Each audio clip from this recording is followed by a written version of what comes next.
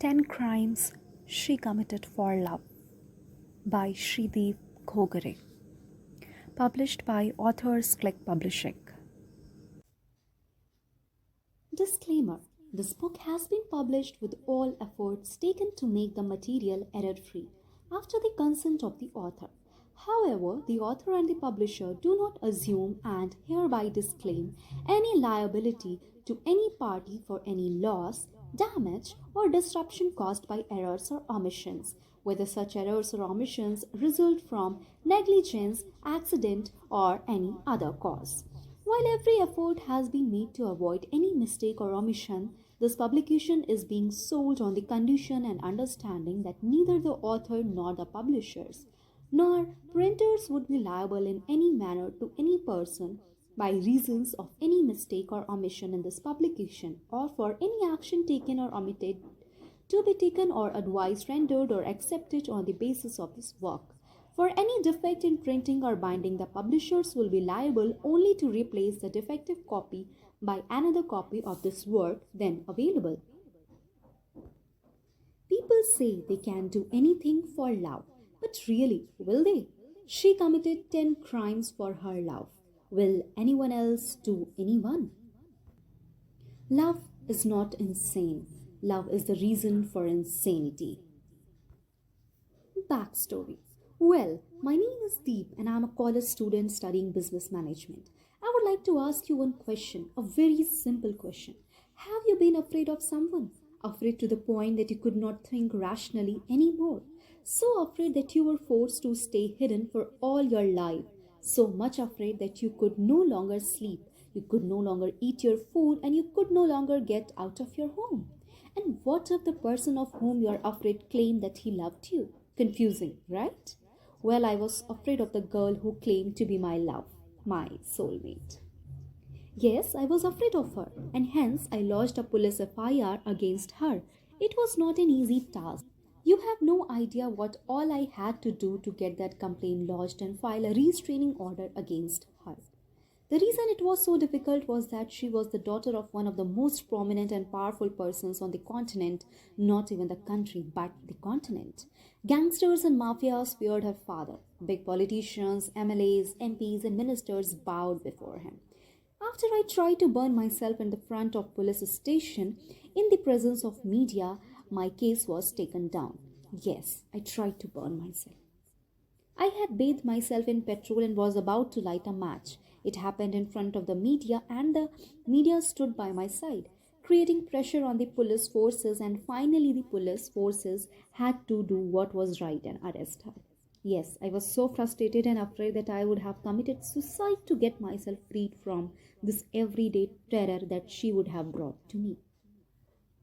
But finally, the justice system activated its machinery and she was held accountable for various crimes. The fact was, I did not care for her being held accountable for anything. The only thing I cared about was getting a restraining order against her and any other person who had any type of connection with her. You will not understand the story like this if I tell it to you. I am not much of a storyteller. In the courthouse, I could not even open my mouth. I was that afraid. But she, on the other hand, told the story very well. Hence, I am telling you what she said during the last part of the case when the honorable judge asked her if she would like to say anything. She told the entire story from her point of view, and you will be reading the same story. So I request you from now onwards, when you are just going through it, imagine the scene. In the courtroom, a girl with long hair and big eyes is standing in the witness box wearing faded blue jeans and a yellow t shirt. She is little chubby and very fair. Her makeup is decent and her posture indicates she is very proud. Her hands are playing Her hands are playing with a handkerchief, tying knot it, removing it again, and tying to knot it again, as if she were going through OCD. A psychopath's madness was reflected in her eyes, while she stood there, completely calm, the calmness which was fearful to me, and innocence in her voice, the innocence because of which she was able to justify all her actions. And here begins her story. I love him.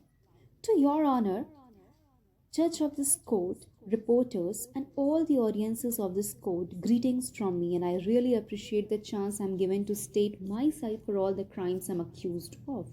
So, Your Honor, this is my story.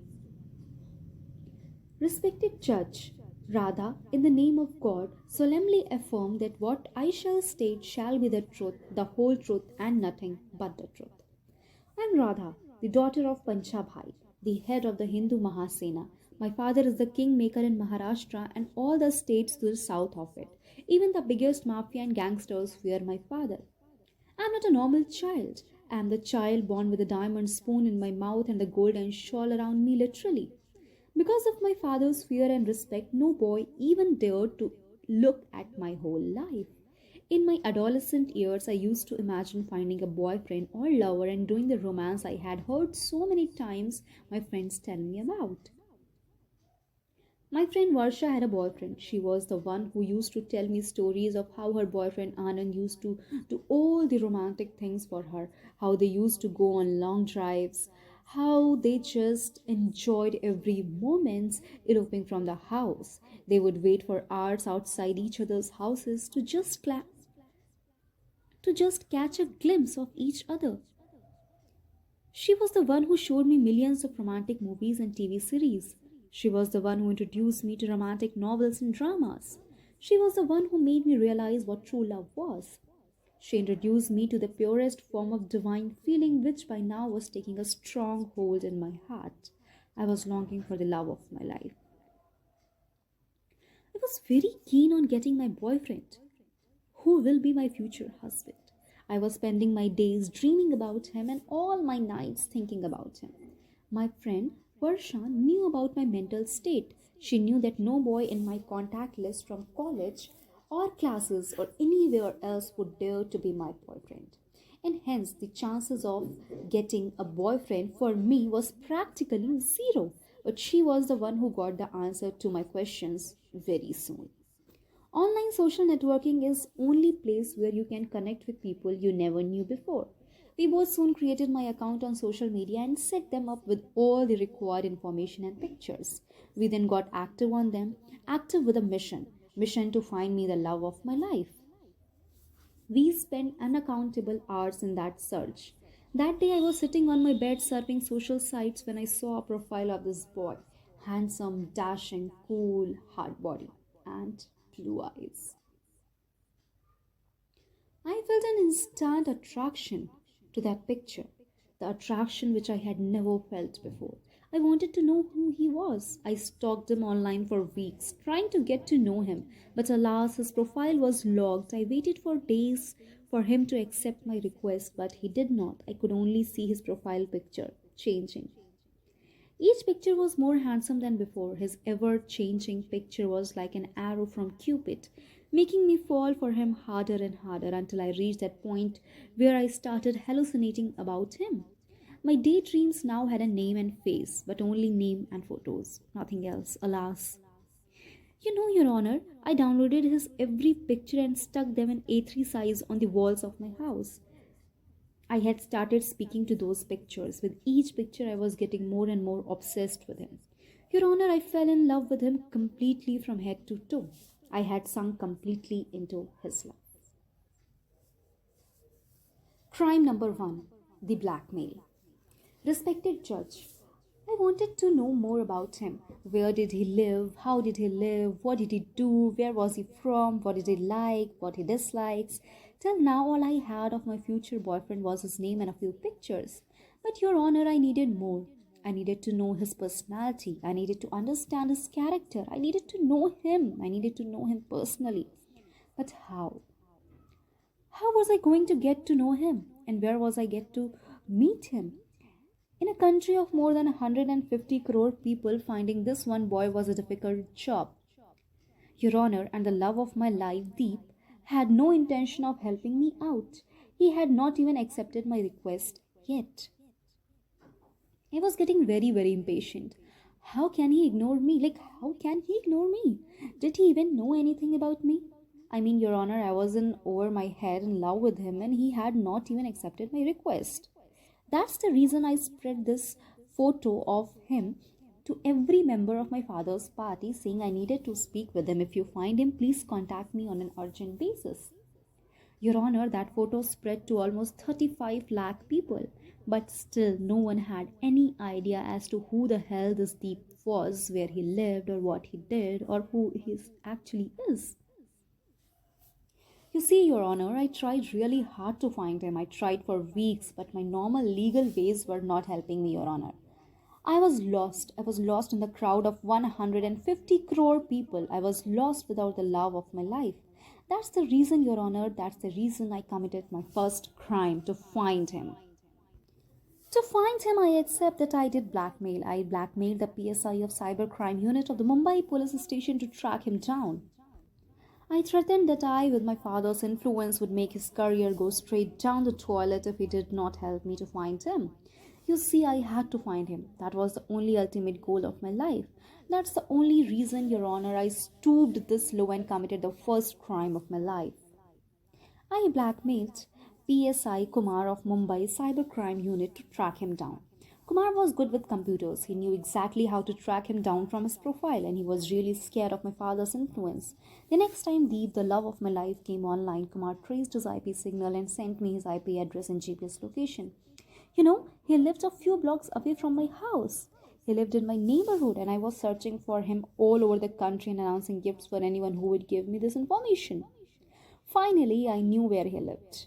Yes, I blackmailed a government officer, Your Honor, but I did it for only for love, Your Honor, as everything is fair in love and war, and this was the war, Your Honor, the war of my love.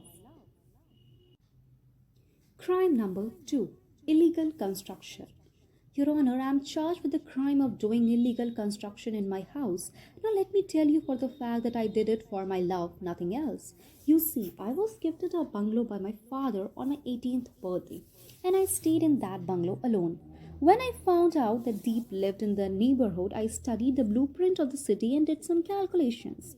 I confirmed the same with my best friend Varsha, and even my gardener confirmed my calculations, Your Honor. And my gardener is very old and very wise. He confirmed to me that I was right. Even Varsha, who had scored 145 out of 150 in her board exams, said my calculations were totally right.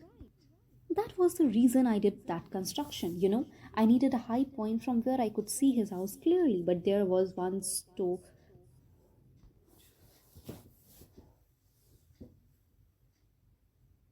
But there was one two-story, one three-story, and one single-story building that came between my house and Deep's house.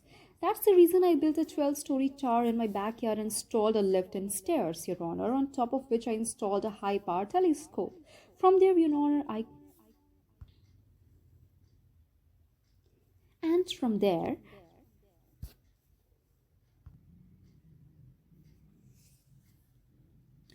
That's the reason I built a 12-story tower in my backyard and installed a lift and stairs, Your Honor, on top of which I installed a high-powered telescope. From there, I could see into his house. I could see clearly through his windows. We live in the country where Lord Ram built a bridge between oceans for his love. Shah Jahan built Taj Mahal for the love of his life. So why can't I build a small tower in my backyard for the love of my life? Am I being discriminated against because I'm a female? It's not right, Your Honor. You try to sit and judge my actions, whether they are legal or illegal, but Your Honor, in my vision, there are only two types of actions. One is done for my love, and two is not done for my love. Your Honor, this construction of a 12-story tower was for my love. It was built so I could see the love of my life, and hence it might be illegal for you or not, but for me it was a divine act done for the divine reason, as there is nothing more divine than love. Crime number 3, assault.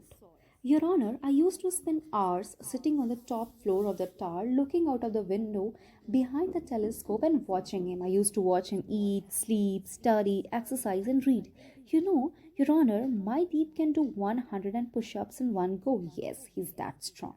And he read books too. He's smart. I admired him from afar, very far away. Then, Your Honor, I started following him. I followed him from a distance, trying to know more about him. You know, he is very humble person, soft spoken, caring, mature. He knows how to use words like sorry, please, thank you. He's so polite. He likes to spend time with his friends. He enjoyed eating seafood and Mughalai. He loved to go into the movies. He spent few hours a day playing online video games. He was 2 years older than me. He studied business administration. He loves art and literature. He mostly lived his life alone. He struck me as a bit of an introvert, but all in all, he was a terrific guy. Every day I got to know a little bit more about him, Your Honor, and every day I felt more and more in love with him. When I used to see him, I knew him. I might have fallen for his physical looks and physical attributes, but his character and his nature make him millions of times more beautiful than he is. He goes to the temple every day and takes blessings. He calls his parents every day. I mean, who does this in today's era? I will tell you who the person who is brought up right, the person who has character and good nature. I kept on following him, watching him from a distance and understanding him. In your technical terms, I stalked him. I stalked him from a distance. Sitting in a car with windows covered, parked behind bushes with high powered military grade binoculars. And what he was doing? He was out enjoying coffee with some other girl. I could not bear it. I could not tolerate some roadside trash sitting with him joking and fooling around while I, the daughter of Punjab, I was sitting in a car hidden behind a tree with binoculars, and you know what? She dared to take his hand in hers and kiss it. She dared hold his hand in her filthy hands and kiss it. I mean, God knows where her mouth has been. Deep is very innocent. He does not understand how these girls are or what they will do to get him. I mean, these girls are cunning. They are like vixens. Any girl will know how good a catch she is, will try to get him, and he, being so innocent, will fall for these stupid dramas. I was stuck in such position that it was my right and duty to protect my love from this vampire who tried to suck his soul in. That's the reason, respected judge, I lost my cool. I went straight to that girl, picked up her hot coffee, threw it on her face with the cup, and told her to get lost from there. It was only that much, Your Honor. It was a fight for love. I swear I did not try to murder her. Please don't say it assaults or attempts to murder. It was out of the rage a person will feel if the soulmate is trying to be seduced by some roadside cheap gold digger slut. She ran from there, scared. I did not follow up, and I don't even again in my life will meet her, call her, or have contact with her. You can ask Deep too. He was the witness to the entire scene. After she ran, I cooled down immediately. After she had gone, I looked into his blue eyes and said, "You might not know this, but I am your future wife, and hence you must now stop fooling around with these girls." At last, you know what he said? "Who are you?" He had no idea who I was. I knew literally every birthmark he carried on his body, hidden in his intimate areas, and he didn't even know my name. I cursed my fate that day. I cursed my fate. I mean, can you imagine, Your Honor, you love somebody from all your heart and the person does not even know about your mere existence on this planet? Gosh, how could this happen?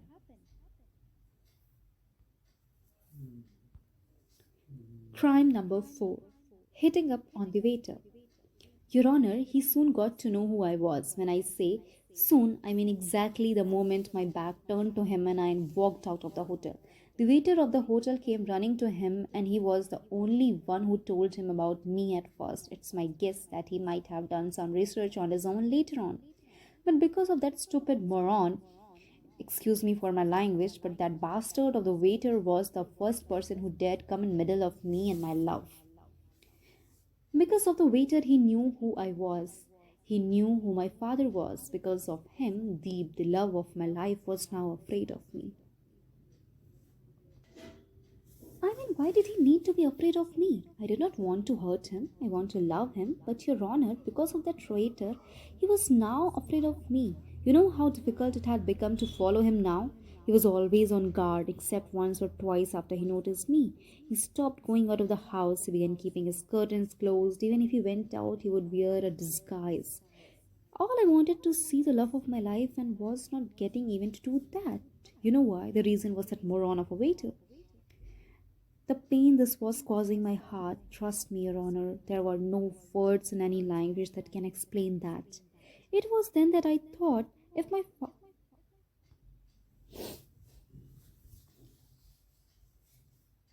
It was then that I thought if my heart is in pain, it is only fair that the person who is responsible for this pain also suffers a little. All I was asking for was justice. Not even revenge, but plain, simple justice. Just justice. Your Honor, that's the only reason a few of my friends went to the hotel that day and caught the waiter. With hockey sticks, we bet him a bit. It was not even a biting, it was just roughing him down a little after the pain he had caused me. He deserved the molten magma to be poured through his mouth, burning his heart while he was still alive. But we only hit him with a few blows of hockey sticks and baseball bats and we left. Your Honor, you can ask the entire hotel management and guests who were present there that day. We did not even look at any other people. We just beat that waiter who had built the wall between me and my love and then we left. You can ask them. We even apologized to everyone else because we disturbed. Your Honor, you can ask the entire hotel management and guests who were present there that day. We did not even look at any other people. We just beat the waiter who had built the wall between me and my love and then we left. We even apologized to everyone else because we disturbed them and interfered with the dinner time. We even paid the hotel for everyone's bill who was there that day having their dinners. My heart was always in the right place. All I was looking for justice. All I was looking for was justice. And I mean, doesn't this quote stand for justice? That was all I was looking for when I beat him up, assaulted him, half murdered him, and attempted a murder attempt on him. You can give my actions any name you want for that action, but Your Honor, this action was purely for justice, justice for my love. That waiter deserved at least a small amount of pain after he gave me pain for weeks when I could not see the beautiful face of my love. Crime number 5: forced trespassing and the destruction of property. Your Honor, I guess this activity reached Deep somehow because he had installed heavy safety doors and grills in his apartment and had locked himself inside that house. I mean, why? What was the necessity to do it? He was very safe. I mean, who in his right mind in town was going to cause any harm to the love of my life? But I don't know why he was afraid and shy that I could not even see his face. I sat in my tower, eyes pinned to the high power telescopes without food or water just to get one glimpse of him. All I wanted was his one glimpse, but even denied that. I cursed my fate and prayed to my gods for just one glimpse of him. One glimpse, just one glimpse was all I was asking for. Was it too much? But I did not get even that. You know, I had gotten very sick and Varsha had called the doctor. The doctor put me on glucose. I had 3 bottles of glucose put in a big syringe, and the doctor advised me that I should eat properly. I lost 12 kilograms of weight. Varsha then one day said, "You just recover. Once you have recovered, we will take care of those curtains like we did for that waiter." So, Your Honor, I waited for a week again, hoping to get one glimpse of Deep every day and wishing to see his blue eyes once, but I could not. But I waited patiently.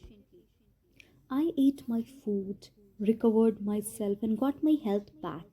As Varsha said, Your Honor, love is a war. And to fight a war, you need health. So, Your Honor, after I got my health back, I decided to declare war. War on the thing that had become the second obstacle in my life. The curtains that stood proudly in front of me stopped my eyes from seeing the blue eyes of my love. Then that day I asked for my 2 bodyguards to take care of those curtains. It was Sunday morning and I think he had just gotten up from bed. He's a late sleeper, he sits playing online games the whole night. So when my bodyguard knocked on his door, he opened it with a toothbrush in his mouth and a towel around his waist. They just entered the house and took all the curtains out of the windows, folded them and then put them back there and came to me. I was the one who was giving to set them on fire. Vengeance was going to be mine on those curtains who had not even gave me the view of his face for weeks now. You can ask him why my bodyguards did not even touch him. They handed him a red rose from me and set the table for breakfast. I sent him his favorite idli and sambar from his favorite restaurant. And then my bodyguards politely asked for his cell phone. From his phone, they called me. I spoke with him. I said to him, my future husband, those curtains were a big obstacle in our love story. And that's the reason I am taking them out. Don't put curtains on your windows, okay? I love you. Enjoy the breakfast. And save my number. Bye. And you know what he said? Are you crazy sending goons and guns into my house to remove my curtains? Please, please leave me alone.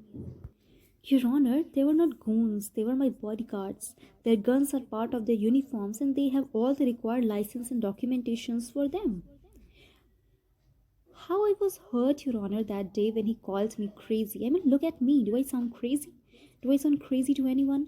I'm not crazy. I'm in love. Deep had not yet understood that we were not meant for each other. So I forgave him. I knew one day he was going to be mine. One day he was going to realize his love for me. Till then, I was going to keep loving him with all my heart. You can call it trespassing, robbery, curtains forced, intrusion, or anything. But, but, but, Your Honor, for me, it was the winning ceremony for my second battle in the war of my love. Crime number 6, spying and stalking. Your Honor, how happy I was I had this phone number. Now I can stay in touch with him. The curtains were also gone, and he had promised my bodyguards he would not put them up again. I mean, finally, God is in my favor now. I began my day with a nice good morning message to him and ended my day with a good night message to him. He's not much of a talker, but so he never replied to me. He always saw them. My wishes were beginning to reach him. But there was a little bit of fear in him. So now that he had no curtains, he began coming home only to sleep. I mean, early in the morning, he would leave his house and come every late morning.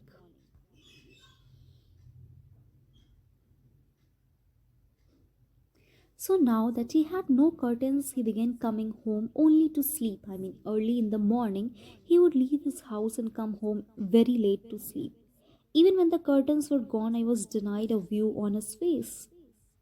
Now, because he changed his routine, he would leave home before 7 in the morning and come home after 10 at night. I mean, daily for 15 to 16 hours, he would be out of his house. What was he doing? His college was only for 6 hours. And he would leave the house even before I could get up. And many times he came home, I was not able to see him because he would not even switch off his lights. Slowly, day by day, I again began getting frustrated. I mean, who spends his entire day out of his house? Even Sundays. Varsha told me that her friend's husband used to spend the whole day at the office and had begun coming home only to sleep, and then later her friend discovered he had an affair with the secretary. God, hearing that made me go mad. I needed to find out if he was dating or having an affair. I swear to put myself that if it was the same girl I had put coffee on, I was going to slit the throat of the girl with my own hands. That is the only reason, Your Honor, I sent my bodyguards to spy on him.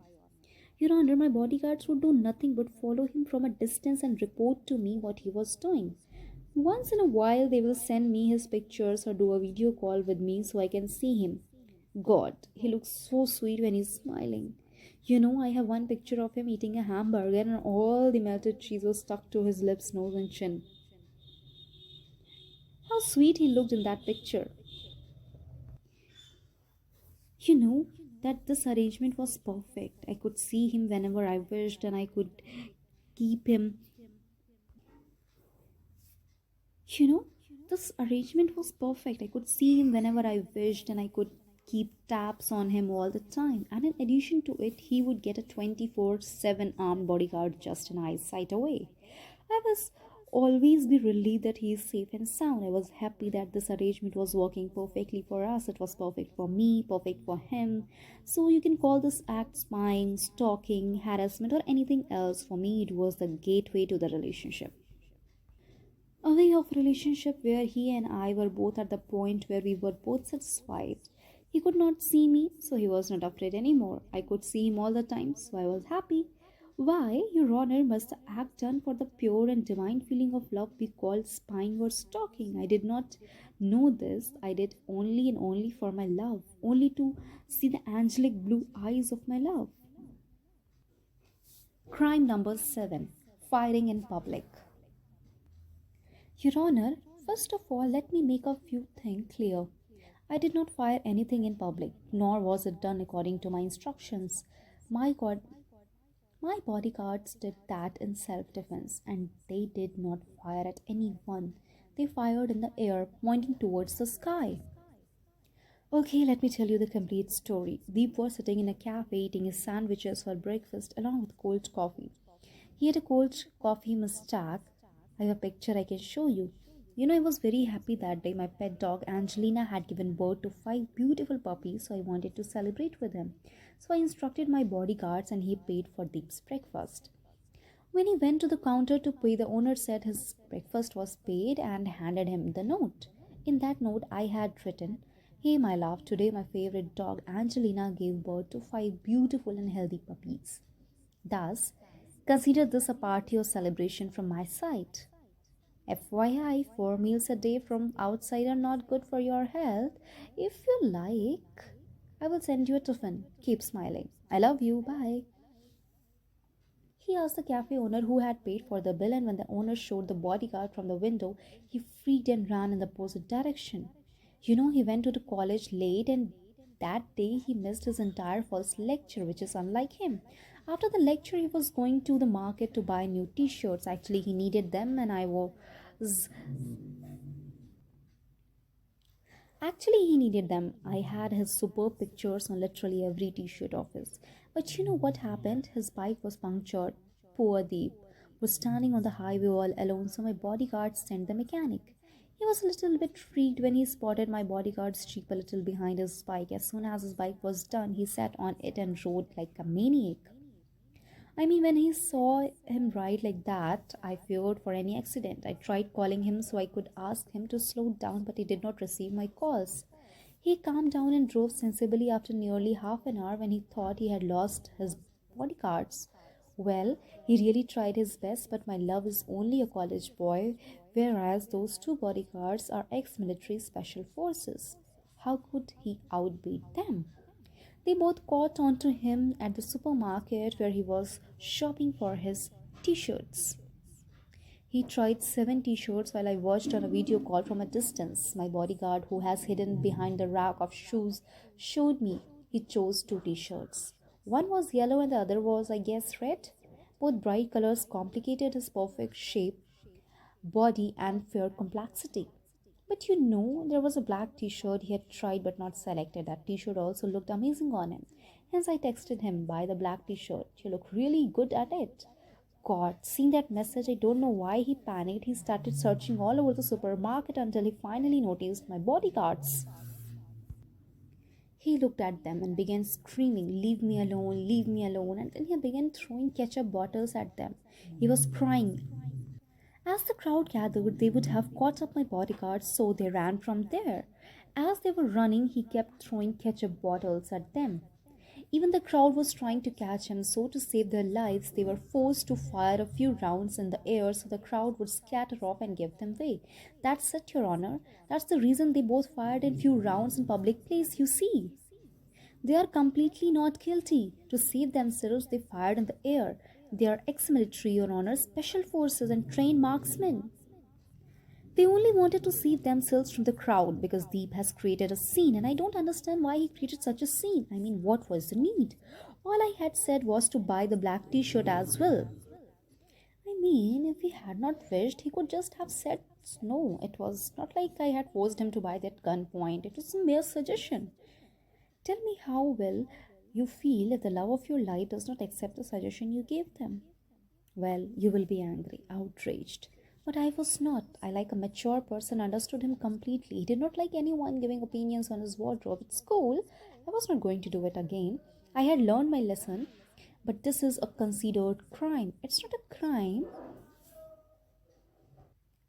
Every loving couple has a fight. Even so, we had our fight. He did not like me telling him what to wear. He's a proud man, self made. I respect it. I learned my lesson and will not try to let him wear that ever again. I even texted him saying that I was sorry. I tried to tell you what to wear. I even explained to him in a text that I was not trying to control him. And in a way, if I had hurt his feelings, I'm really sorry. What else do you want, Your Honor? What else? Crime number 8, causing riots. Your Honor, I'm charged by this stupid police force with one more crime of causing riots. Your Honor, this charge would suit my dad. He has planned and executed several of them, and he is charged for them. Cases are still pending in the court. Your Honor, why will I cause riots? I'm not into politics. I'm a college going girl madly in love with a blue eyed angel from heaven named Deep. Simple. You know, even after being the daughter of the most powerful person literally on this continent, I was the unluckiest girl. I could have anything I wanted. But Deep, who is the beat of my heart, I could not have him. After that shooting episode, Your Honor, Deep vanished. I mean, completely vanished from the face of the earth. His phone was switched off, his house was locked. When I peeked through his windows, I found nothing. His entire furniture was gone, the house was vacant. When I inquired with the landlord, he said he did not even call to get his deposit back. He just called and said, due to some uncontrollable reasons, he is leaving the house and I am free to lend it to anyone else. I was so worried for him. I was so worried for him. In what situation had he got caught himself that he needed to run? I rented that apartment. I would find him. I would solve this issue he's having. Then I will bring him back to his house. No one else deserved to stay in that apartment except the love of my life. So I rented that house. I tried to find him. I tried to find him everywhere. He was not going to college. I asked his friends and teachers, but no one was helping me. No one is even telling me anything. And that was the time I was literally worried about him. I mean, what happened to him? Somebody abducted him? Was he safe? What kind of trouble was he in? If he was in any trouble, he should have come to me, not run away. But he simply disappeared. Varsha and I both spent hours trying to figure out where he was. After very long and lengthy discussions, we came to the conclusion that no boy can simply disappear. He must have had some help. Someone must know where he has gone, so now I wanted to find that person. After close examinations, we both came to the conclusion that in this college there must be at least one person who knows about his whereabouts. So now I wanted to find that person. After close examinations, we both came to the conclusion that in his college there must be at least one person who knows about his whereabouts. That's the reason, Your Honor, that this time I took a little extreme step and entered the college with a few hundred of the party workers. We showed his picture to every person in the college and asked about his whereabouts. A few guys in the college needed a little encouragement, a few tried to be heroes, and the matter got a little bit out of hand. It was a simple inquiry that was going on, but the word spread like wildfire, and there was a riot going on. It was not a riot. We were only asking about Deep. We had no information, we were clueless, so we were asking. Then finally, I found his friends who were hiding themselves behind the water tank on the terrace. My boys brought them to me. His friends looked pretty shaken. I took them to the cafeteria and offered them tea. After they had calmed their nerves, I explained them that my love, Deep, had disappeared from his house. He was in some kind of trouble and I was the only one who could help him. That's the reason I needed to find him. I could tell that boy's expression, they knew where he was, but they were not telling me. These 5 boys and 3 girls who called themselves his best friends were not ready to help. That's the reason my boys started threatening them with guns and swords. Your Honor, they were simply threatening. I was not going to hurt my love's best friend, but I needed that information, so we put the sword on their throats and the guns on their heads until they finally cracked.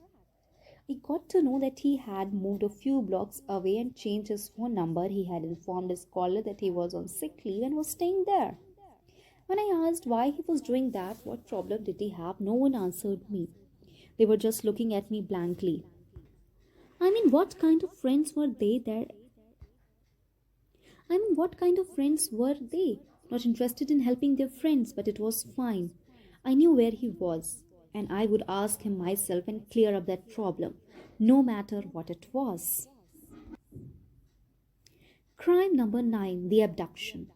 Your Honor, it had been nearly 1.5 months since he disappeared, and I was so dying to see his beautiful angelic face. That's the reason, Your Honor, as soon as I got his address, I went to my home. I took his friends with me. I knew they were dying to see him. Then I sent my 2 bodyguards and a car to bring him to my home. This act is called abduction by these police officers. You can ask him and his friends. I chatted with them. When he came to my house, I fed him his favorite kebabs, tandooris, and biryanis. I did not speak with him until he was done eating. Then I spoke with him. I said, my love was so much missing you. I just wanted to see your beautiful face. That's the reason I brought you here. He said, please, please, please leave me alone. Please leave me alone. And he began crying. But when I asked him what his problem was, he looked at me blankly. Your Honor, it was not an abduction. No kidnapper feeds their victims their favorite food and sits down patiently looking at their faces. I offered him a rose shake after that. I offered him a rose shake after that. His friends also ate with them. It was like a party from my side to all of his group because I had gotten to see the blue eyed angel from heaven created by God only for me. I asked them all again what his issue was. Was someone giving him trouble? Was he having monetary trouble? Was there any issue in college or as such in home? No one told me anything. I wanted to help him, but no one was telling me anything. Okay, I was an outsider to their group, but I was their best friend, for God's sake. I hated their hostility but kept quiet. I knew when they all got to know me, they would themselves tell me what or who was troubling my love. I waited so long to hear the name of that person. I had by now started forming plans for revenge for taking my love away from me. I had heard that revenge is best served cold, and with that one single intention, I was going to wait until his group befriended me and shared what the reason was. And then I was going to be the worst nightmare for that person who drove my love away from me. Your Honor, it was not an abduction, it was not a kidnapping, it was a party I threw from them. You can ask them as well. It was the first step of me being with all his friends. The system, the police officers, they do not understand. They only want to keep on putting cases on me, increasing files, and wasting the time of this court. Your Honor, ask any of those boys and girls were they abducted. Ask them in front of me. Crime number 10, robbery. Your Honor, by now you have understood how insane it had driven me that my love had been out of my sight for nearly 2 months. That's why I wanted to make sure it did not happen again. So, just after the group of my best friend's friend were done eating, I got a text from one of my bodyguards to whom I had assigned a very special task. Looking at the message, I smiled happily. I took the entire group up the tower and looked through the telescope. His every possession was brought back from his new home to his old home, which I had rented back. It was arranged just the way it was before he left that house. I inspected the entire house, and when it was to my satisfaction, I showed it to him and said, my love, you have no need to leave this house. Whatever issue you are having, I will take care of it. You just live in that house. It's now rent free for you. I don't know why, but he looked really frightened. I assured him that he has no need to be frightened. Any problem in his life is there. We will solve it out. We will just fix it. Your Honor, you see, it was not Your Honor, you see, it was not robbery. It was just relocating Deep back to his own house, the house from which I can see him every second of his life. Please, please, I beg you, don't call this act of purest life a crime, robbery, or anything like this, Your Honor. It was love. It was pure act of love. Your Honor, my love, he just don't understand it, but I'm sure you will understand. The closing sentence. The closing sentence. Your Honor, my love does not understand it, but I'm sure you will understand. I had blackmailed cyber police officials. I had hit a civilian girl with a cup of steaming hot coffee. I had followed him, but my bodyguards might have fired a few rounds in the air. I might have abducted him and relocated his house. I might have caused a small riot even, trespassed into his house and burned down his curtains, beat up a waiter. But it's for love. And respected judge, everything is fair in love and war. Thus, I humbly request that you please do not give me a restraining order and do not make me go away from my love. Instead, I would rather you hang me to death. I love you, Deep. I love you, my love. That's all. That's all, Your Honor. The saddest part was that the judge did not feel the same way and he passed the restraining order against and forced her to have a court assigned psychological checkup. But you know, guys, what she meant when she said, I would rather have you hang me, she meant it. She jumped from the fifth floor of the courtroom window because she did not want to be in a ward where she could not see him. In her own twisted way, she loved him and she loved him truly.